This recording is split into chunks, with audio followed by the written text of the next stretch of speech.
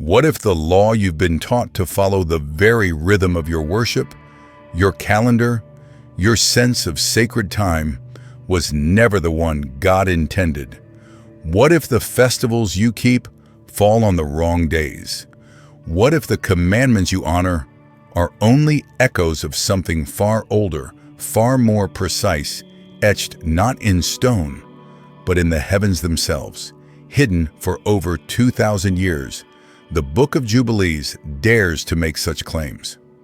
Once regarded as holy scripture, in ancient circles preserved fully only in the Ethiopian Orthodox tradition, this forbidden text speaks with an authority both ancient and alarming. It declares that Moses did not receive new laws on Mount Sinai, but rather a revelation from a heavenly being, the angel of the presence, who read aloud from divine tablets written before time began. These were not temporary statutes for a wandering nation. They were eternal blueprints for creation itself. And yet, the world turned away. Why? Because this book doesn't just recount sacred stories, it reorders them. It reveals a cosmic calendar that threatens the authority of religious institutions. It names the forces behind evil. It unearths the origin of demons. And it dares to say that time itself, days, weeks, seasons, was divinely structured in a way that the world has long abandoned. According to Jubilees, this abandonment wasn't just a mistake, it was disobedience.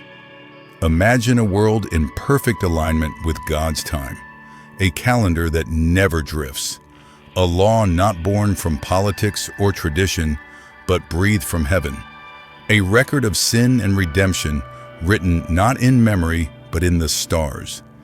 They banned it, they buried it, but it would not stay silent. And now, its voice is rising once more. The revelation at Sinai wasn't the first. When Moses ascended, Mount Sinai cloaked in fire and thunder, many believe it was the beginning of God's covenant with man. The moment when divine law was born, engraved onto stone by the very finger of the Almighty. But the Book of Jubilees reveals something far more mysterious, far older. According to this forbidden text, what Moses received that day was not new. It was a copy. Jubilees claims the laws spoken on Sinai were already written long before the mountain trembled, long before Israel wandered, long before even the world itself took form. These commandments were recorded on the heavenly tablets, a celestial record of divine truth. Etched not on stone, but woven into the very architecture of creation, these laws existed before Adam ever drew breath. They were known by Enoch, preserved by Noah, obeyed by Abraham. And they were revealed not by human voice, but by a radiant being known as the angel of the presence, a figure who stands not merely before God, but within the holy radiance of his throne. It was this angel who dictated to Moses, not as a prophet receiving a new decree, but as a scribe transcribing what had always been. This vision challenges the very framework of how many understand divine revelation.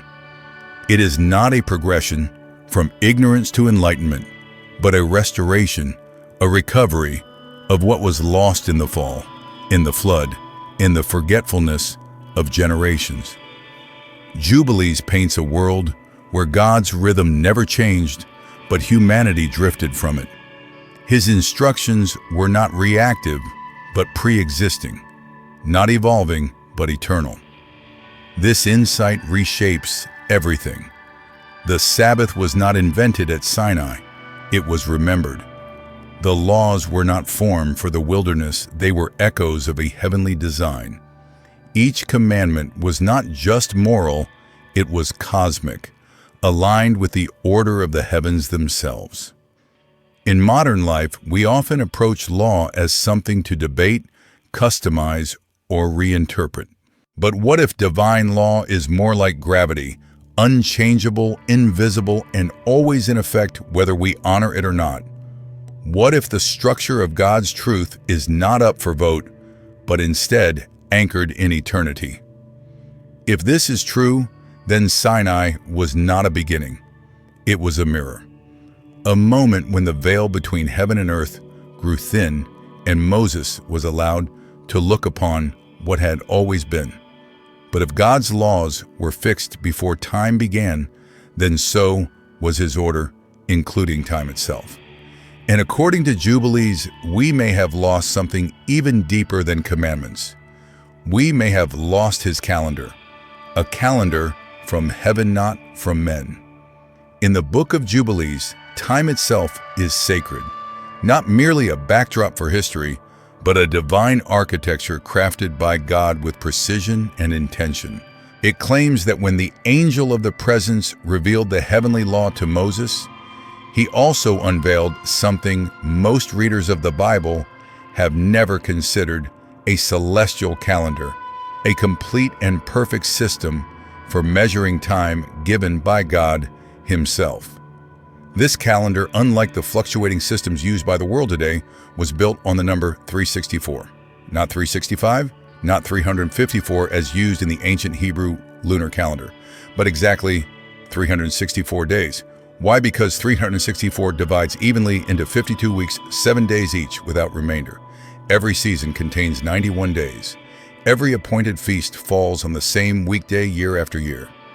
It is symmetrical, precise, and spiritually aligned. In this calendar, time does not wander. It remains fixed like the stars God placed to govern night and day. The Book of Jubilees is emphatic this calendar was not invented by men.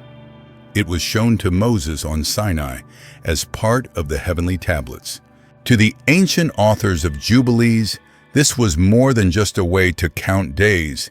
It was God's clock ticking in rhythm with creation. And to abandon it meant falling out of alignment with the divine. But here lies the controversy. By the time of the Second Temple, Jerusalem's priesthood had adopted a lunar calendar, one based on moon cycles, which vary in length and require frequent adjustments. In such a system, festivals drift, Sabbaths shift, the sacred becomes unstable. The keepers of Jubilees believed this was not only impractical, it was dangerous. They saw it as a corruption of the holy order, a disobedience that would misalign Israel from the heartbeat of God's time. And so a quiet war began, not of armies but of reckoning. Two calendars, two visions of sacred time, one divine and orderly, the other flexible and controlled by men. Those who followed the 364-day calendar, such as the Essenes at Qumran, the community responsible for preserving the Dead Sea Scrolls, rejected the temple practices entirely. They kept their own feasts on different days in different ways. They believed they were honoring the true rhythm of heaven. This is likely one reason the Book of Jubilees was banned. Its calendar was more than controversial, it was subversive. To embrace it was to challenge the authority of religious leaders, to question the legitimacy of temple rituals, to claim that God's appointed times had been forgotten and replaced. And yet this calendar never vanished entirely. Remarkably, it endures today within the liturgical structure of the Ethiopian Orthodox Church, one of the only ancient Christian traditions that preserve Jubilees in full. In their sacred rhythm, echoes of the 364-day structure still resonate. What if the modern world, in its chase for convenience, has unknowingly wandered from God's original clock? What if sacred time was never meant to be adjusted by human hands?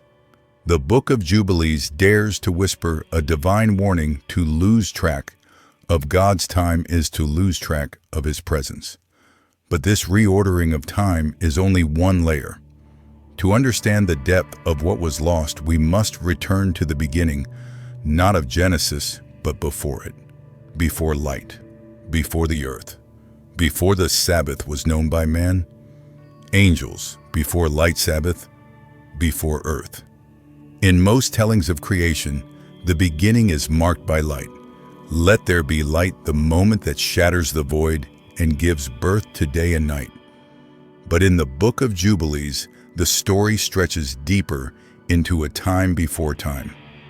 It claims that when God began to shape the world, the very first things He created were not the sun, the moon, or even the heavens, but angels. Specifically, Jubilees names the angels of the presence and the angels of the spirits as the first beings brought into existence. The angels of the presence, those who serve directly before the throne, are the same celestial beings who later transmit divine laws to humans. The angels of the spirits govern nature itself, assigned to the winds, the seasons, the stars, the waters. Their existence is not poetic metaphor, but part of a cosmic hierarchy, a divine order designed to uphold the balance of creation. This vision reframes everything we think we know about the early universe. Before the stars traced their arcs across the sky, before gravity pulled oceans into place, there were watchers, beings of light whose loyalty would help hold the cosmos together. It is these angels who embody divine intention. They are not passive, they move the rhythms of heaven. And it was into this pre-light, pre-matter realm that the Sabbath was also born. According to Jubilees, the Sabbath is not a ritual given to Israel in the desert.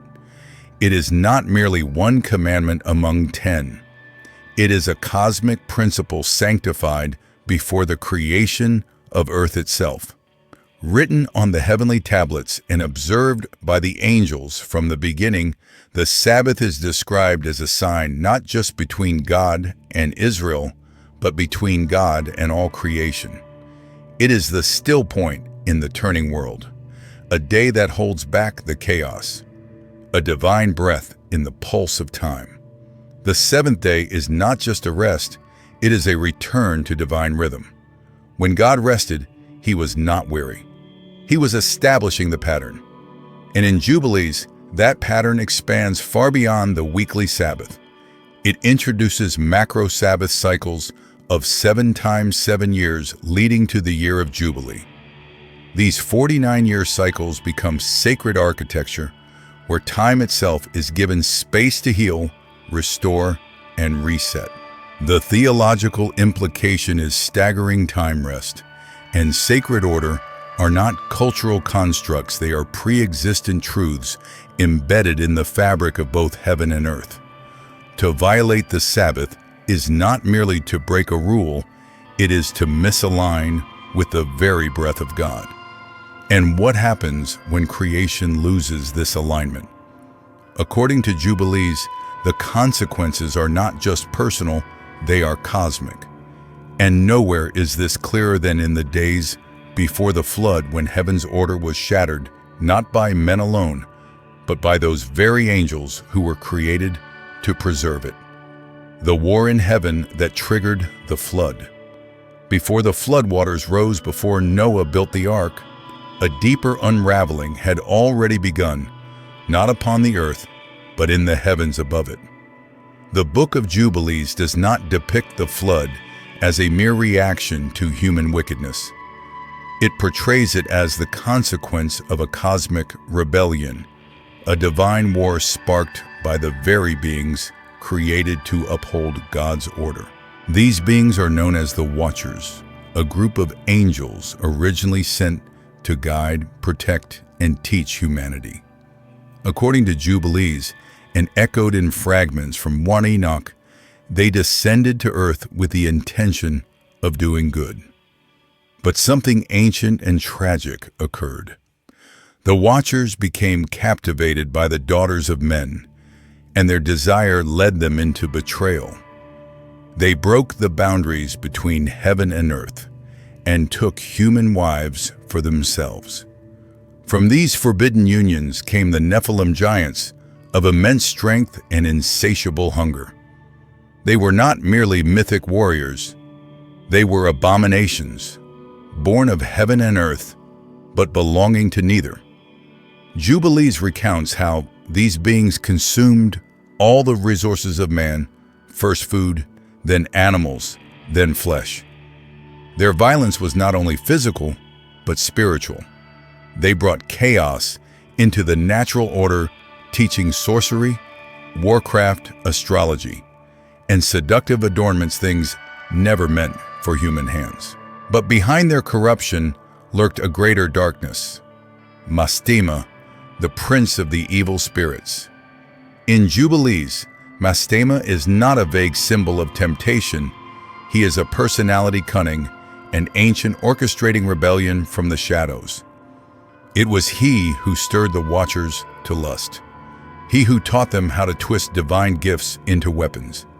He who sought to infect creation at its root. Seeing the earth defiled, God determined to cleanse it. The Watchers would be bound and cast into the abyss. The Nephilim would perish in the flood, and the earth would be washed not only of human sin, but of supernatural corruption. But Mastema had a plan. As God prepared to destroy all of the demonic spirits birthed from the Nephilim, Mastema came forward with a bold request. He asked to retain a portion, 1/10 of these spirits. Why? So he could continue his role as the accuser, the tester, the tempter of mankind. He argued that without them, there would be no means to test human faithfulness, no opposition to refine righteousness. And God, in a decision that disturbs the modern mind, but echoes the Book of Job, granted the request. He allowed Mastema to keep a remnant, a seed of darkness that would endure through the ages. From that day forward, the spirits of the Nephilim, now bodiless, restless, and raging, became what we call demons. And Mastema, their master, remained active with God's permission, not as an equal, but as a permitted adversary. His influence continues, tempting, deceiving, accusing. Thus in Jubilees, the flood was not merely a punishment, it was a divine intervention in a spiritual war. A cleansing not just of wickedness, but of a twisted lineage. A battlefield where God acted not only as judge, but as commander, restoring the boundaries between heaven and earth. Yet even after the floodwaters receded, the story did not return to peace. For though the giants were gone, and the Watchers imprisoned the influence of their rebellion, remained through demons, through temptation, through human frailty. But what of Noah, the man chosen to survive? In the aftermath of judgment, could he rebuild a world aligned with heaven's law? Jubilees says yes. And it tells us that Noah received far more than a promise and a rainbow. He received something ancient, something sacred, something that had once been lost. Noah and the law before the law. After the flood subsided and the ark came to rest, the earth was silent, washed clean of the corruption that had defiled it. But Noah stood not just as a survivor of judgment, but as a bridge between worlds, the last man of the old earth and the first man of a new beginning. And according to the Book of Jubilees, what God gave Noah was not merely survival, it was revelation. Jubilees tells us that Noah did not land on Mount Ararat as traditionally believed, but on Mount Lubar, a peak, whose name is not random, but symbolic. Lubar may reflect a sacred geography known only to the heavenly tablets, a place not merely physical, but divinely appointed. Here Noah becomes more than a builder of arks, he becomes a recipient of law. We often assume that divine commandments began with Moses on Sinai. But Jubilees shatters that assumption. It reveals that Noah was given laws long before Sinai ever smoked with fire. Among them were the dietary instructions which outlined what was clean and unclean. This distinction wasn't given to Israel alone, it was embedded in the very order of creation, and Noah knew it. Genesis 7 even hints at this when Noah is told to take 7 pairs of clean animals, but only 2 of the unclean. But there is more. Noah was also given the Sabbath not as a cultural observance, but as a covenant rhythm. He learned to honor the Feast of Weeks, a holy day that would later become known as Pentecost. He established it as a memorial of covenant and renewal offering sacrifices on its appointed time. It was a sign that time itself had been recalibrated and that Noah's family would walk in alignment with the divine clock. And perhaps most intriguingly, Noah was shown a map of the world, not just of geography, but of destiny.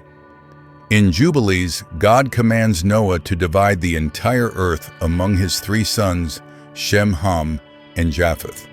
This is not a political act, but a sacred division guided by divine lot. Each region of the world, its rivers, mountains, lands, and coasts, was appointed to a lineage. It was predestined, written on the heavenly tablets. And any violation of these boundaries was seen as rebellion, a breach of heaven's spatial order. In this, Jubilees suggests that God's design was not erased by the flood, it was preserved, renewed, set in motion again through a righteous remnant who would carry the law not just in stone, but in their bloodline. Noah is thus reimagined not as a primitive patriarch, but as a priest-king of the new creation, a transmitter of sacred knowledge, a guardian of rhythms older than time. And this framing transforms how we view the post-flood world. For when we arrive at the Exodus, at Moses in Egypt, and the battle of gods, we are not seeing something new. We are witnessing a reawakening of something ancient, an echo of the war that started before the first rains ever fell. And the gods of Egypt, they were not merely idols. According to Jubilees, they were real, and they were about to be defeated. Egypt's gods were real, and they were defeated. The Exodus is often remembered as a story of liberation, a people enslaved, a prophet called a pharaoh, humbled. But the Book of Jubilees sees something far more cosmic in its layers. It portrays the Exodus not merely as a political deliverance, but as a spiritual war, a calculated assault on the very gods of Egypt. And these gods, according to Jubilees, were not lifeless statues or figments of superstition. They were real spiritual entities empowered by darkness and animated by rebellion. Each of the 10 plagues was not random. They were targeted strikes, divine blows against Egypt's pantheon. The Nile turned to blood-defying Hapi, the river god. Darkness covered the land, mocking Ra, the sun god. Frogs, boils, locusts, and hail weren't mere annoyances. They were judgments, surgical and deliberate, executed by a God who was not just delivering Israel, but dismantling a demonic empire from the inside out. And behind the scenes, Mastema emerges once again. In the world of Jubilees, Mastema is not just a background force. He is Pharaoh's spiritual patron, the one who strengthens the magicians, who hardens Pharaoh's heart, and who personally attacks Moses on the way to Egypt. This isn't just an earthly struggle of willpower and politics. It is a cosmic confrontation with Mastema, positioned as a counterfeit power resisting the will of the Most High. The magicians of Egypt, Janus and Jambra, as later tradition names them, are not portrayed as mere tricksters. They are spiritually armed, drawing from the same corrupted knowledge first taught by the Watchers. When they turn staffs into serpents and mimic miracles, they do so through dark imitation, not illusion. But with each plague, their power erodes until finally they can no longer stand before Moses. And then comes the final plague, the death of the firstborn. It is the moment where spiritual resistance is broken. According to Jubilees, this act is not just judgment on Pharaoh, but a final blow against the principalities behind Egypt. God doesn't just break Pharaoh, he exposes and crushes the demonic structure empowering him. The blood of the Lamb on the doorposts becomes a cosmic shield marking those aligned with heaven's order. This moment would become the foundation of Passover, but in Jubilees it is also seen as a heavenly transaction, a sign that the war had turned. That darkness could no longer claim the firstborn, that death itself had been overruled. This reinterpretation of the Exodus shakes modern categories. It tells us that liberation is not merely the removal of chains, it is the defeat of powers. That Egypt's fall was not only the collapse of an empire, it was the dismantling of a demonic world system, brick by brick, plague by plague. And yet this spiritual resistance was not new. It had been fought long before Moses. For even the patriarchs Abraham, Isaac, and Jacob had walked in this same war. But what Jubilees reveals is that they didn't walk it blind. They weren't wandering mystics. They were keepers of a heavenly tradition, a law far older than Sinai, guarded and taught by angels. The next chapter in this journey pulls back the veil even further, revealing the secret that Abraham already knew. The patriarchs kept the law of heaven. In most modern readings, Abraham is celebrated as the father of faith, a man who obeyed God's voice before any law was ever given. But the Book of Jubilees offers a radical reinterpretation that Abraham's righteousness was not formed in a vacuum, but in alignment with laws that already existed in heaven. Long before Sinai, long before Moses, long before tablets of stone, the law was living written not by human hand, but preserved in the heavenly tablets kept and taught by the angels. Jubilees tells us that Abraham walked in the laws of God, laws he did not invent, but inherited. Circumcision, for example, was not a new covenant act for his generation. It was something far more ancient. According to Jubilees, even the angels observed circumcision, and Abraham's act was not a cultural rite, but a participation in eternal law shared by the divine. But how did Abraham know these laws? He was not left to guess. Jubilees reveals a startling claim that Abraham was taught by angels. The language of heaven was revealed to him. He was shown the Hebrew tongue not merely as a communication tool, but as a language embedded with divine structure and sacred meaning. It was through this language that Abraham could read the writings of Enoch and Noah, ancient scrolls preserved across the generations of the righteous. This idea reshapes the image of Abraham entirely. He was not a tribal wanderer navigating his faith blindly. He was a student of heavenly wisdom, instructed in sacred time, divine order, and covenant law. His obedience wasn't intuition, it was education. Jubilees presents Abraham as a man chosen not only for his trust, but for his ability to receive and guard a spiritual tradition far older than himself. Even the sacrifices he offered were not innovations.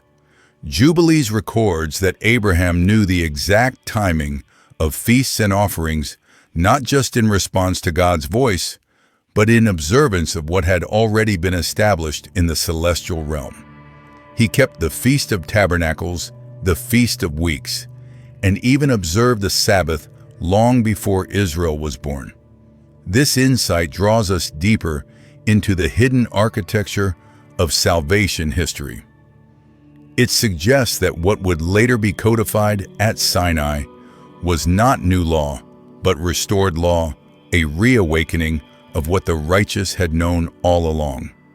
And this changes the question for modern readers.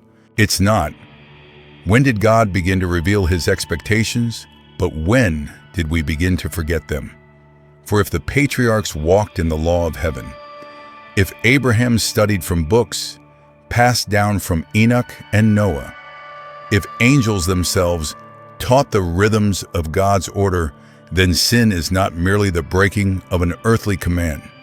It is the violation of something cosmic, something recorded, something eternal. And what happens when that law is broken? What is the weight of a single act of rebellion in a universe built on harmony? The Book of Jubilees answers that with a revelation both terrifying and profound. Sin is not just disobedience, it is a debt written in the heavenly tablets. Sin is a cosmic debt.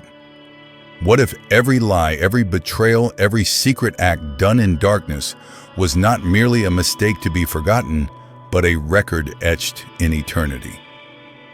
This is the unsettling vision presented in the Book of Jubilees, that sin is not just a moral failure.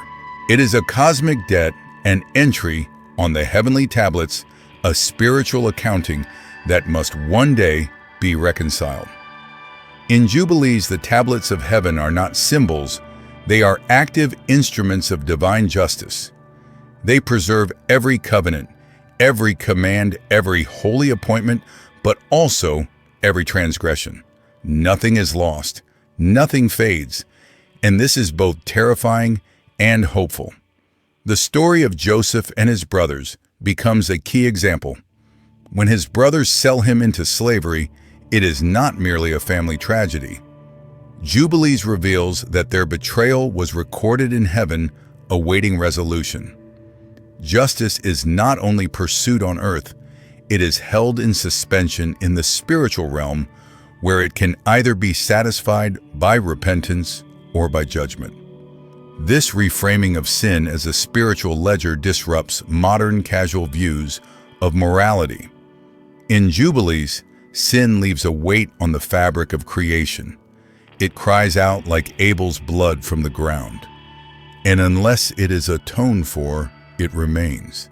It cannot be erased by forgetfulness. It can only be forgiven through transformation. But the tablet do not only record guilt, they also record mercy. In fact, what makes God's justice so profound in Jubilees is that it never operates apart from His compassion. Every act of repentance, every confession, every moment of intercession is also written. The heavenly tablets are not weapons, they are witnesses. And this is a message deeply relevant to every generation, because we live in a world that has tried to erase sin by redefining it. But what if that doesn't change the record? What if the cosmic memory of the universe still bears witness, even when human minds forget? Jubilees draws us back to a more ancient awareness that our choices matter eternally, that what we do echoes beyond our lifespan, that sin is not just a matter of guilt, it is a relational fracture with both heaven and earth. And nowhere is this more clear than in the story of the very first murderer. For if Joseph's brothers wrote betrayal into the tablets, Cain etched something far more devastating, the rupture of creation itself. His sin didn't just affect his family, it broke the world. Cain's murder broke creation.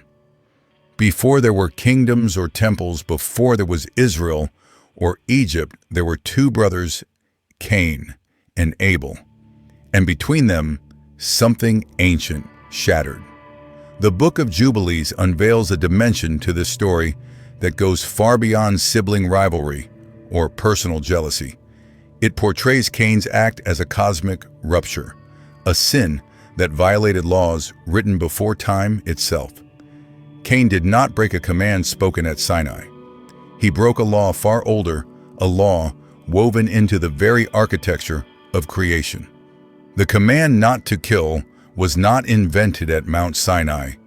It was embedded into the harmony of Eden, a harmony upheld by divine order. When Cain spilled his brother's blood, he didn't just silence a man. He wounded the land, disrupted the balance between heaven, earth, and humanity. Jubilees says that Abel's blood defiled the ground, and the ground, once fertile, became resistant. This is not just poetic consequence, it is theological reality. The earth itself, originally created as a partner in life, refused to cooperate with the murderer. Cain would no longer be able to produce fruit no matter how hard he worked. His curse wasn't just spiritual, it was ecological. The soil became a witness against him. This is the first clear sign in Jubilees that sin corrupts more than the sinner.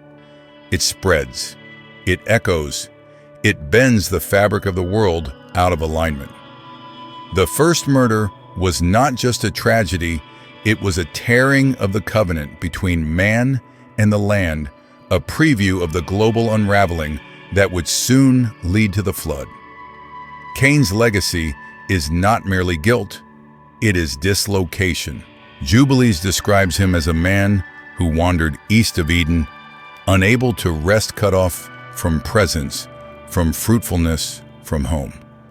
This exile becomes symbolic of all rebellion. When we turn from God's law, we don't just break a rule, we break ourselves away from the flow of creation. And yet, even in this devastation, a principle is revealed. God does not wipe the sinner from existence. He marks Cain, protects him even in his fall. Judgment and mercy are never divorced. But the consequences remain. The soil bears testimony, the heavenly tablets record the event, and the lineage of humanity carries the scar. This story forces a deeper question.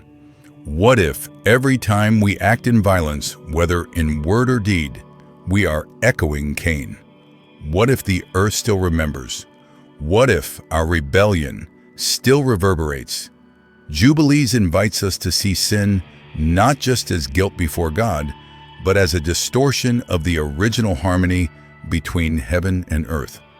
And that distortion does not go unanswered, for even as Jubilees traces the descent into chaos, it points toward a prophecy of hope, a final warning, and a final promise, written not just for ancient Israel, but for the end of the age.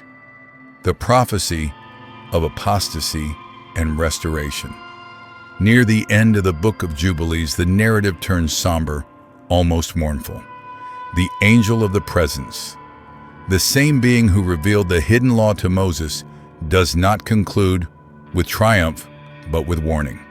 A prophecy is given, and it is devastating in its clarity. Israel will rebel. The temple will fall. The people will be exiled. This is not the typical ending of a heroic saga.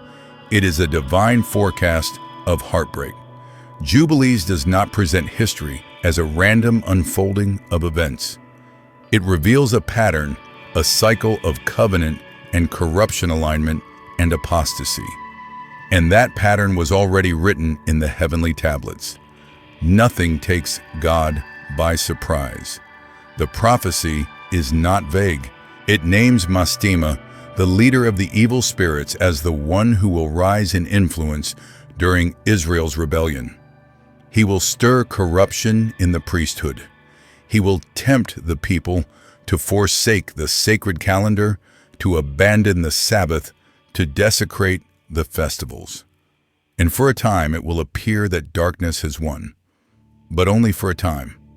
For even this rebellion is not the end, it is a valley between two mountaintops. The angel declares that just as apostasy is written, so too is restoration. The law will not remain broken, the covenant will not be forgotten. A day will come when the commandments are no longer merely etched in stone, but written on hearts.